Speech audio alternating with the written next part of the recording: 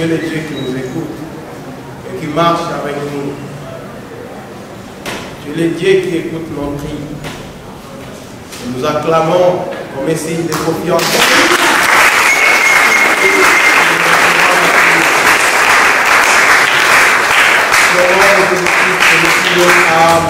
Amen.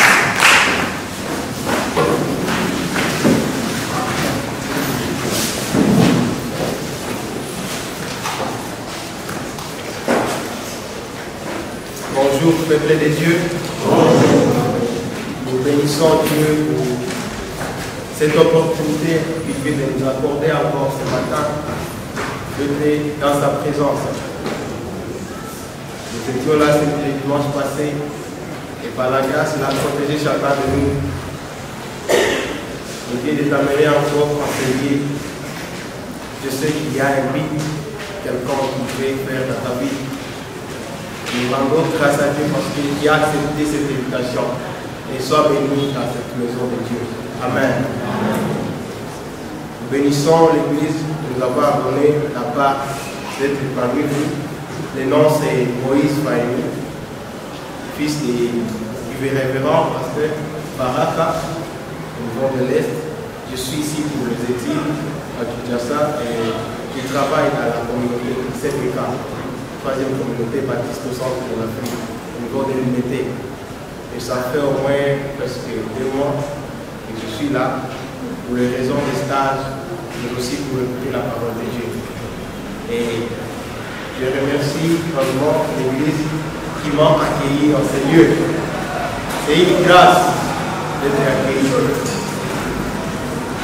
Je bénis grandement Dieu pour le pasteur qui m'a accepté de penser ici mon stage et toute la modération des anciens, des diacres, mais aussi à l'MGC de penser à moi, et que ce soit moi qui m'a donné le message de ce matin.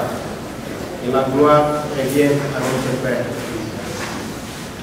Alors, nous allons lire la parole de Dieu. Mais avant de lire cette parole, c'est essayer un peu de rappeler le thème sur lequel on est en train d'échanger ces mois, dans ces mois de la jeunesse. On est en train de parler de l'adoration. Et c'est un thème qu'on a commencé dans la retraite des jeunes qui étaient ici. Ici, on a continué. La semaine passée, on nous a parlé de l'adoration. Et si je peux essayer un peu de revenir sur ce qu'on nous avait dit le dimanche passé, on nous a montré combien de fois l'adoration, c'est rendre un culte à Dieu. C'est la première chose que la servante de Dieu qui était là nous avait donnée.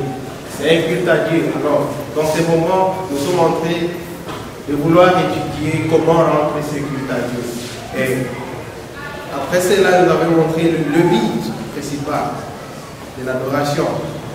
Et par rapport à cela, nous devons souligner que notre raison d'existence, c'est pour adorer notre Dieu. C'est pour adorer le Père qui nous a créés à son image.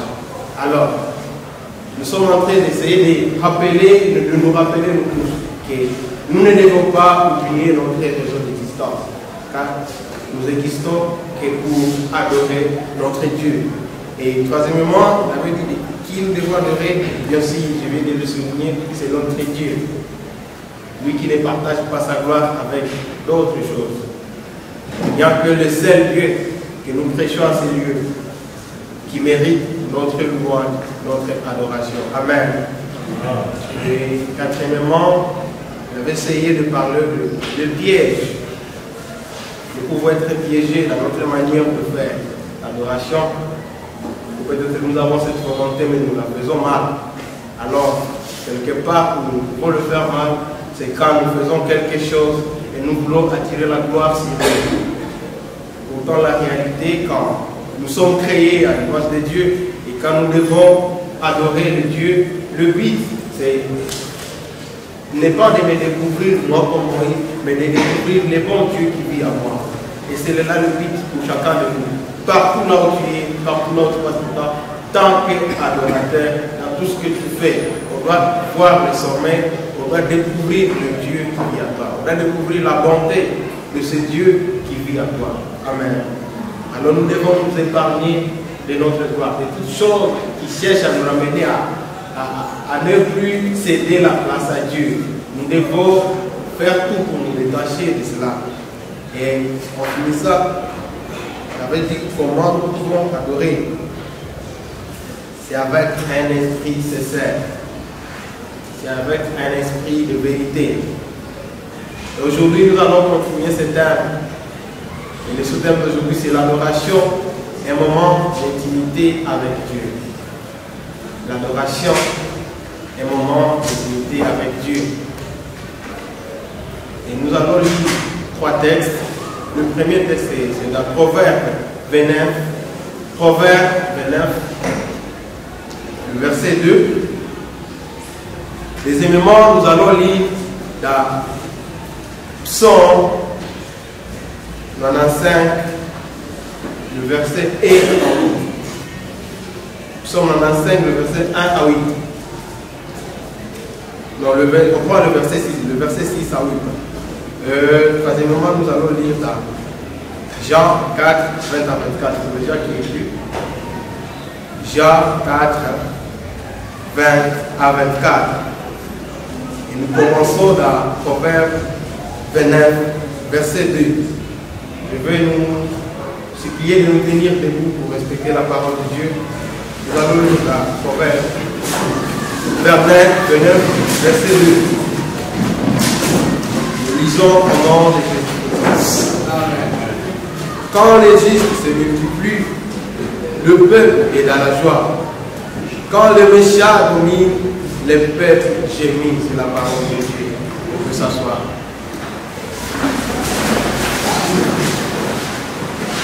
Quand les justes se multiplient, le peuple est dans la joie. Et quand il y a le méchant, c'est le gémissement du peuple. Le peuple souffre. Alors, quand j'ai lu ces passages, ça m'a ramené sur mon pays, dans lequel moi et toi nous existons. Par là, si c'est le thème de l'adoration, quand j'ai lu ces passages, ça m'a ramené dans mon pays. J'ai essayé de méditer sur ce que la RDC. Et regardant la RDC, si la vie de l'Église, vous allez voir qu'aux statistiques, c'est plus de 80% des chrétiens qui existent dans ce pays.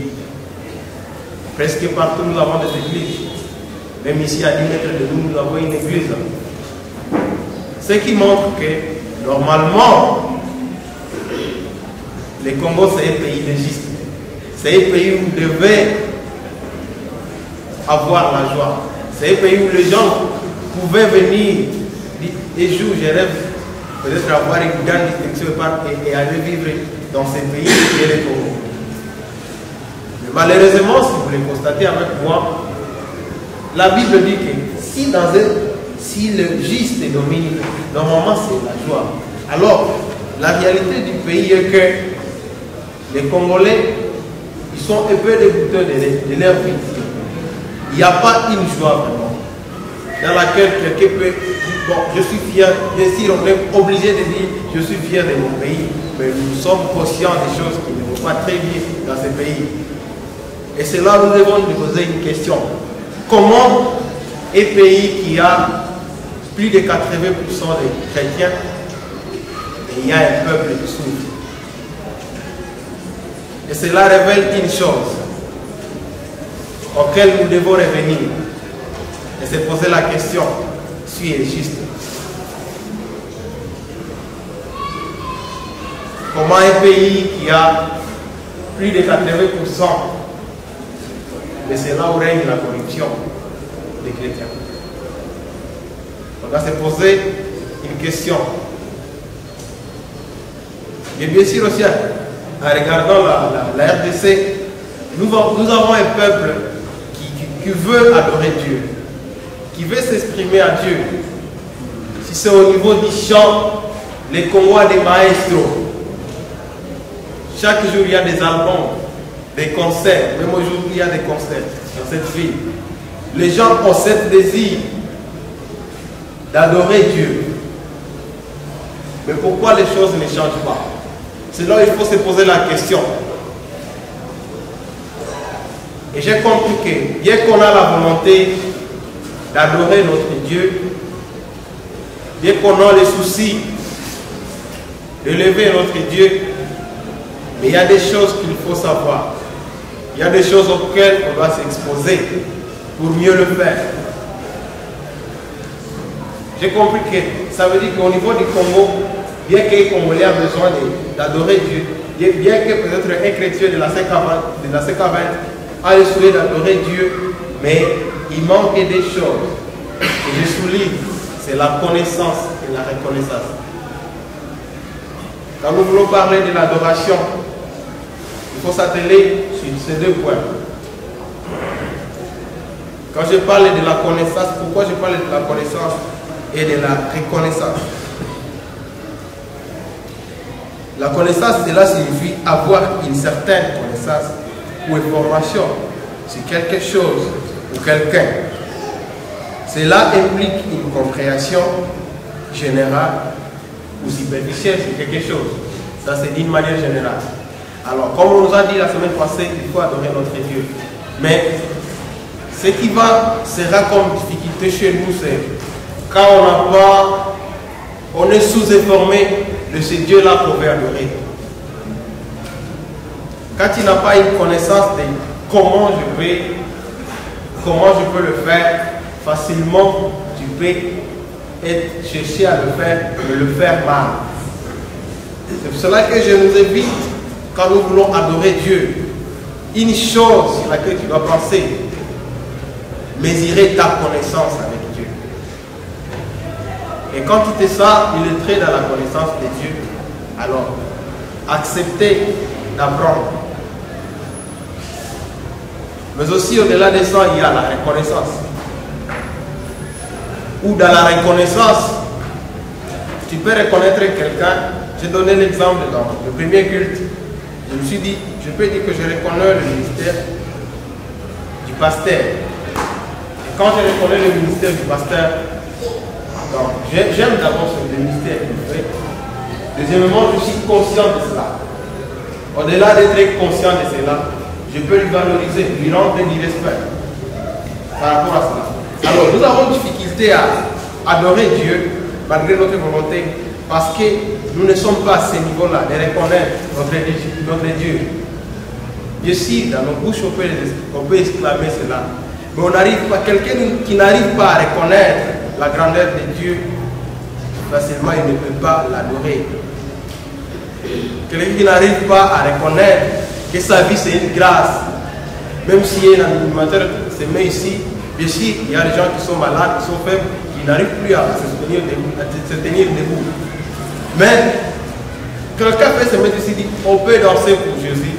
Si tu n'arrives pas à reconnaître, tu peux être détruit par rapport à cet appel.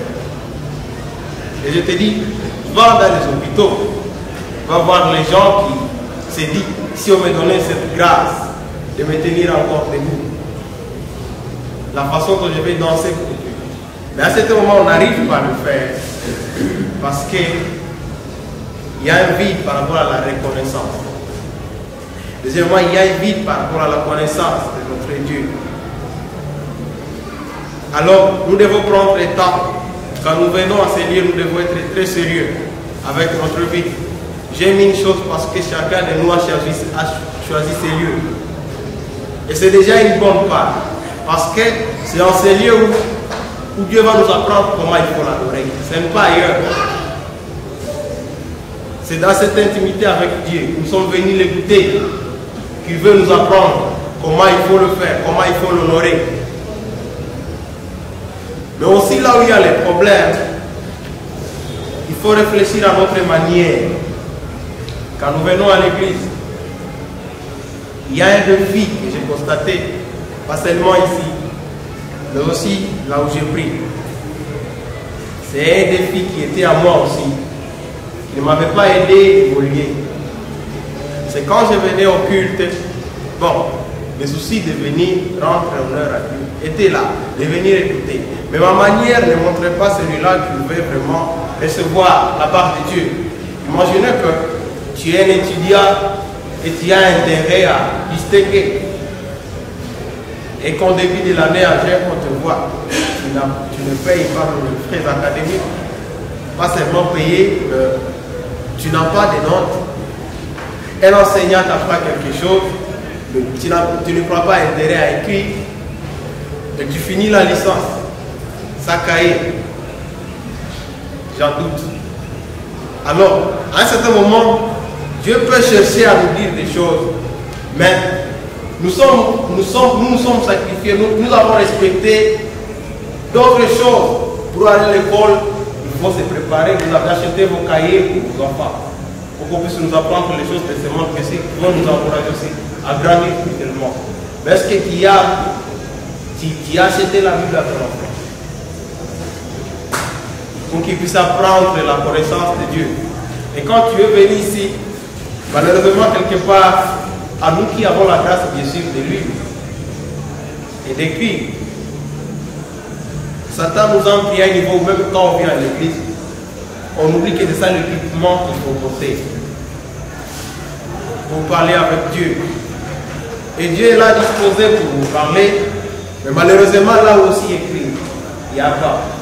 Bien sûr, on peut retenir une bénédiction, mais j'en doute qu'une personne puisse retenir depuis le début de l'année. J'étais ici, quand j'étais ici la première fois, c'est les représentants qui avaient prêché de cette église. Et moi, je peux te dire, je garde tout ce qu'il avait dit. Parce que j'avais pris le temps. Et même si je peux oublier à ce moment, mais j'ai le temps de méditer, de revenir, pour essayer de voir est-ce que je commence à prier. C'est là. Même quand j'ai pris, j'écris mes prières. Et quand j'ai fait l'évaluation, c'est par rapport à cela, est-ce que ça s'est réalisé? Mais malheureusement, nous voulons adorer, mais notre attitude de venir dans la présence de Dieu. Je peux dire, empêche Dieu aussi de verser. Parce que dans notre manière de faire, c'est comme si nous sommes indisponibles. Quand on m'avait révélé cette vérité, ça m'avait choqué. Mais la meilleure chose qui m'avait aidé, c'est de prendre un engagement. J'avais pris un engagement dans cette église. Et si nous avons des téléphones, la Bible c'est dans nos applications, mais sincèrement, quand je suis en état avec ceci, restons les humains. Quand tu es avec ton téléphone, parfois on peut t'appeler, tu es tenté. Peut-être tu peux chercher à s'excuser devant Dieu. Je prends juste cet appel. Mais quand tu y es seulement quelque chose, ou c'est la parole seulement qui se trouve là, ça te permet aussi de se concentrer. Alors, nous avons le souci d'adorer. Nous voulons adorer notre Dieu. Mais nous le faisons mal. Parce qu'on n'arrive pas à veiller sur la connaissance. Dans Josué 4, il dit, mon peuple périt par manque de connaissance. Par le fait où ils ont manqué la connaissance, ils ont été péris. Et nous sommes dans ce pays où les gens se concentrent sur l'aspect extérieur, mais pour s'attirer à la connaissance de Dieu, ils ne veulent pas. Alors je suis juste venu te rappeler cela. Oui, tu es un adorateur de Dieu. Mais Dieu forme ses adorateurs dans la parole. Dieu forme ses adorateurs dans la parole. Si tu ne le fais pas ainsi, tu vas imiter des choses qu'on ne peut pas imiter. Si tu ne le fais pas ici, tu vas imiter des choses qu'on ne peut pas imiter. Alors, c'est un bon moment de le faire. Car il veut que nous puissions vivre une adoration qui est une vie d'intimité avec Dieu. Alors, l'adoration, si je peux ajouter aux définitions de ce qu'on avait donné la semaine passée, l'adoration c'est une connaissance, une manière de dire je t'aime, je t'appartiens. C'est accorder du respect et l'honneur à une divinité. Et notre divin c'est Dieu, notre Père qui est aux cieux. Et un cœur de quelqu'un qui veut adorer Dieu, c'est le cœur qui qui se prosterne à la connaissance de Dieu et qui reconnaît ce qu'il est. Qui se prosterne à la connaissance. Et cette connaissance, dans la découverte de la parole de Dieu, c'est dans cette Bible où nous retrouvons la vérité de Jésus. Et quand Christ, tu prends le temps de connaître c'est la vérité cachée dans cette Bible, et quand il te révèle cela, un adorateur, c'est maintenant celui-là qui se prosterne. Ce n'est pas aussi seulement au niveau de la connaissance où tu maîtrises, tu connais, Jean 3,16, tu connais ceci. Non, ça c'est pas mal. De mémoriser, d'avoir des choses dans la tête, de connaître les informations sur Dieu, mais aussi c'est au niveau de se prosterner à cela, se soumettre à cela, à cette volonté. Et voilà, je vais donner 4 choses de ce que Dieu attend de nous dans l'adorateur. Nous allons lire notre deuxième passage qui était dans Jean 4, 20 à 24.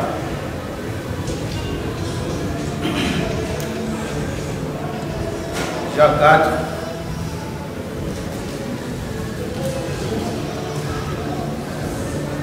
verset 20 à 24.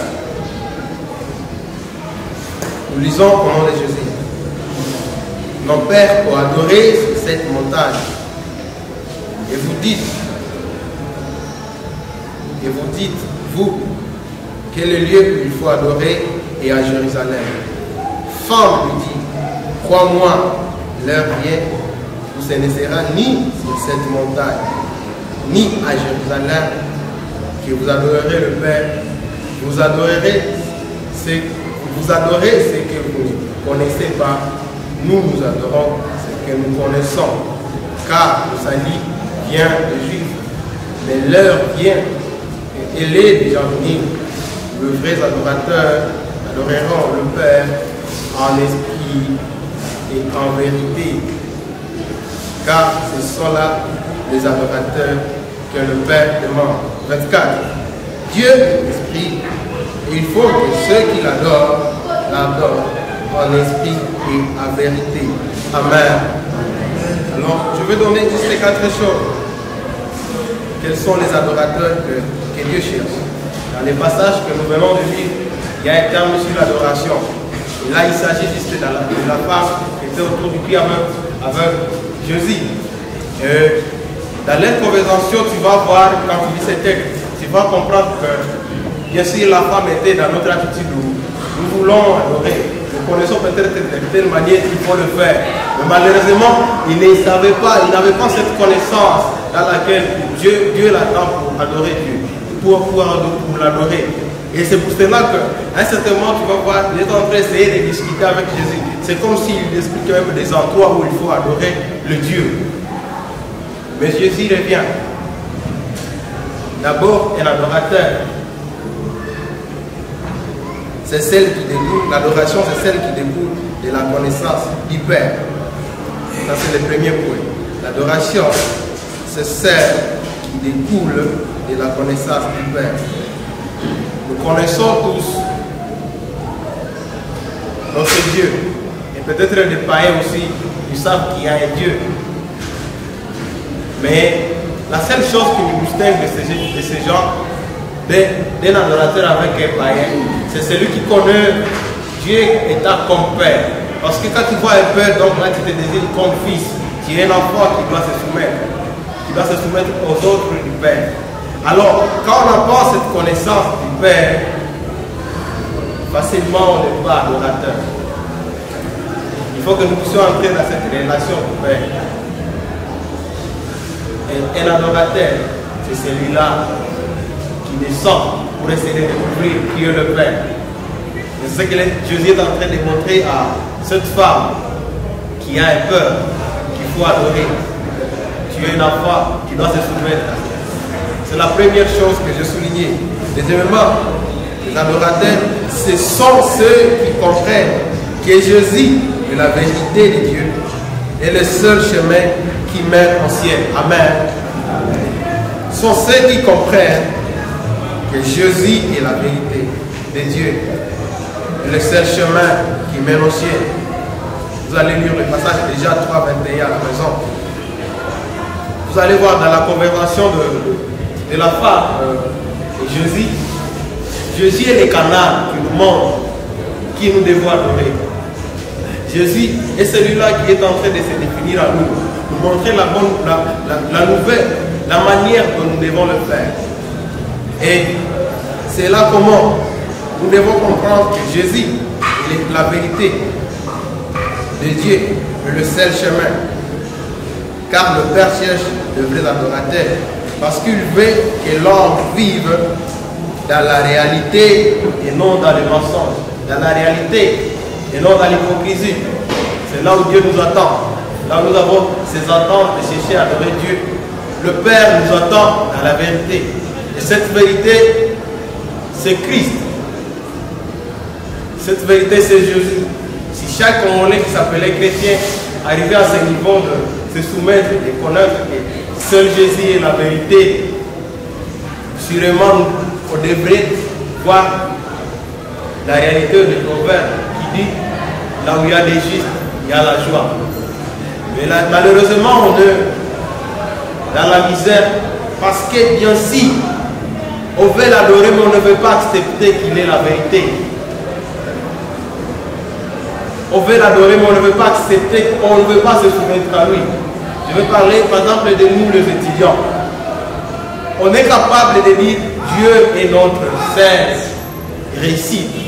Mais devant la preuve, on se dit non, le ciel, aide-toi, le ciel est présent. On n'arrive pas à ce niveau de se soumettre à la vérité. Et même quand on commençait la préparation des exécutants, souvent les diplômés, vous voyez, remplis des églises. Même quand j'étais ici, il y avait des diplômés. Les gens qui se préparaient à l'exécutant. Mais quand ils finissent ici, quand ils entrent dans les examens, c'est comme s'ils ont oublié la prière qui s'est passée ici. Donc, ils mettent le pied des deux côtés. Oui, tu es le seul qui peut nous aider, mais à la réalité, on doute. On doute. Et à ce niveau-là, on ne veut pas être adorateur.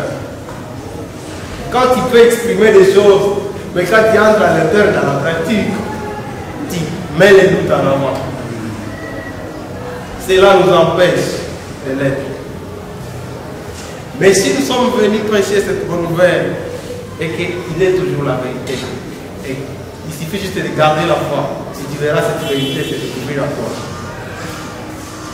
Alors, acceptons de nous humilier devant cette parole. Un adorateur qui dit attends, c'est un adorateur qui adore par l'Esprit Saint, qui permet aux croyants d'avoir accès au royaume. À notre niveau, c'est le Saint-Esprit qui nous laisse découvrir le repas que Dieu attend de nous. Parfois, on peut chercher à plaire à Dieu avec nos offrandes, avec notre énergie. Mais quand nous acceptons la voix du Saint-Esprit, ce n'est pas mauvais de le faire, mais nous montre la manière juste qui nous amène dans on fait des actes avec précision. Ou quand tu danses, tu ne danses pas parce qu'il y a quelqu'un qui est à côté de toi, mais tu ressens cette joie du salut, tu ressens cette joie de Dieu, tu ressens cette joie du peuple. Et le Saint-Esprit nous amène à le découvrir. Alors un vrai adorateur, c'est celui qui se soumet à cette parole. Il y a quelque part peut-être tu as fait mal, ou ta manière d'être n'a pas été conforme. Humilie-toi. La parole dit, si tu attends ma voix, n'endurcisse pas ton cœur. N'endurcissez pas ton cœur. C'est le temps. Que Dieu nous bénisse. Que Dieu nous bénisse.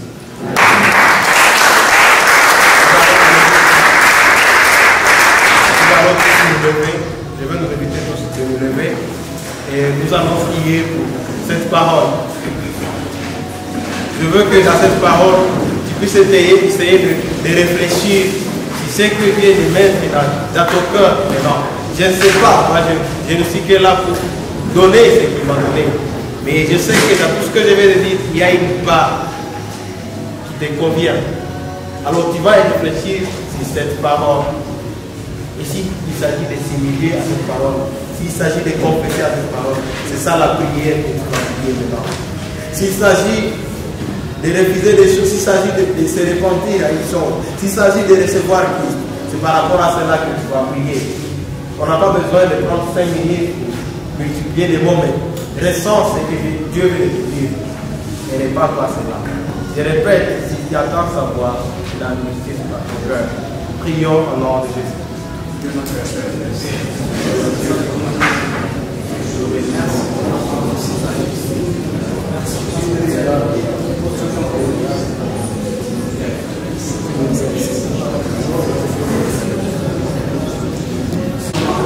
Nous voulons que ces pays ne soient pas connus seulement qu'il y a des chrétiens, mais par la vérité. Donne-nous des attitudes qui vont nous permettre d'approfondir, de comprendre de la part, d'être conscient de cette école dans laquelle chaque jour nous apprend comment il faut. Fais grâce à chacun de nous. Toi le seul qui écoute nos prières, écoute les cris de tes enfants. Tu connais le fond du cœur de chacun de nous, Seigneur. Tu connais les défauts de chacun de nous. La bonne nouvelle est que tu restaures notre intimité. Au moment de nous écouter cette parole, restaure notre manière, afin que nous puissions être de vrais adorateurs. Seigneur Dieu, aide-nous à faire. Et que cela influence notre manière extérieure de servir. Nous bénissons ton nom. Merci. Merci. Nous venons devant toi. Merci pour ce que tu fais, Seigneur. Merci Jésus. Merci Jésus. Merci Jésus. Merci Jésus. Alléluia. Alléluia. Oh merci Jésus. Merci Jésus. Merci Jésus. Merci Jésus. Merci Jésus. Merci Jésus. Alléluia. Alléluia. Oh gloire à ton nom. Gloire à ton nom. Gloire à ton nom.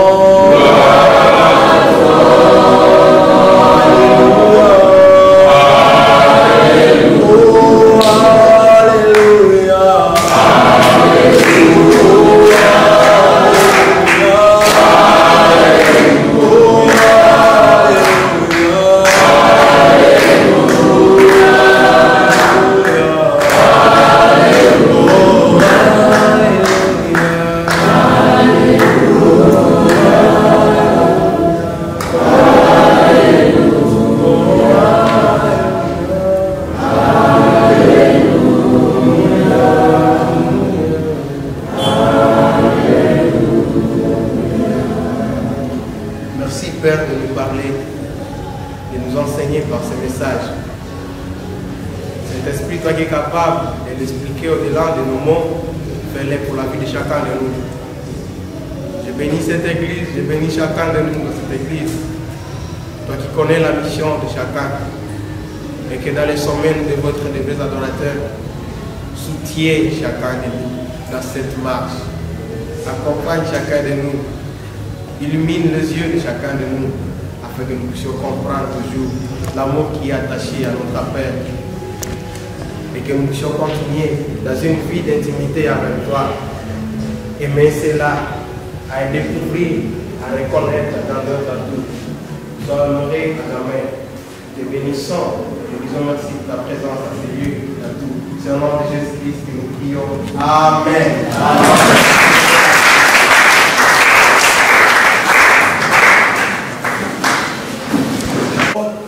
Dans l'Afrique. Beaucoup d'autres aujourd'hui vivent des larmes comme au Cameroun, là où plus de 2 000 morts. Mais Seigneur, aujourd'hui, si tu nous as donné cette grâce pour que nous ayons pitié de nous dans cette église de la Sécapère, nous avons voulu te reconnaître, nous avons voulu être pour toi, comprendre qui est ce Dieu que nous sommes en train de servir. ô Seigneur Jésus. Bénis cette parole au très fort de nos cœurs. Pour que nous puissions être des vrais adorateurs, la condition est de connaître et de te reconnaître. Merci. Nous croyons que tu as parlé. C'est au Saint-Esprit d'entrer dans le cœur de tout et chacun de nous. Et c'est que cette parole puisse être un message qui pouvait prédire dans notre vie. Bénis la jeunesse, bénis les mamans, bénis les papas, bénis tout le monde. Au courant de la semaine, Seigneur, nous sommes entrés dans cette semaine comme des gens qui sont entrés dans des bateaux. Ils veulent franchir la mer. Mais au courant de la mer, il y a encore le courant marée, il y a encore les crocodiles, il y a des pierres. Mais nous avons voulu franchir avec toi. Jésus, tu es de nos côtés. Nous aimerons ce que tu nous aides dans nos foyers. Nous aimerons ce que tu nous bénisses au courant de cette semaine. Nous aimerons ce que, Seigneur, que tu bénisses notre église. Nous demandons à ce que, Seigneur, que tu bénisses tout et chacun de nous. Nous sommes à toi, papa. Ah, nous sommes à toi. Nous n'avons pas fait l'erreur pour te choisir. Seigneur, nous avons choisi un Dieu qui agit, un Dieu qui est beau pour nous. Seigneur, merci beaucoup. Bénis les offrandes, bénis tout le monde. Et bénis les activités qui vont suivre. Bénis les activités de la semaine. Bénis les activités de moi. Et nous prions aussi pour nos bien-aimés qui ont voyagé. Ils vont voyager dans des avions. Merci parce que tu es là. Même dans l'air, tu es là. Il y a d'autres qui vont voyager en bateau. Même dans l'eau, tu es là. D'autres vont faire la route. Tu es toujours avec eux. Nous aimerons ce que Seigneur qui nous bénisse. Nous voudrons retourner aujourd'hui à la maison béni de toi. Nos maladies, nous voudrons que tu les guérisses. À toi la gloire parce que Seigneur, tu nous as écoutés. Nous t'acclamons, papa. Nous t'acclamons, papa.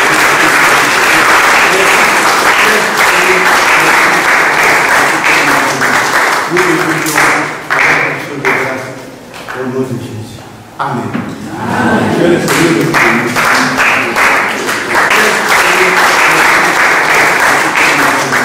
Nous te bénissons avec l'action de grâce au nom de Jésus.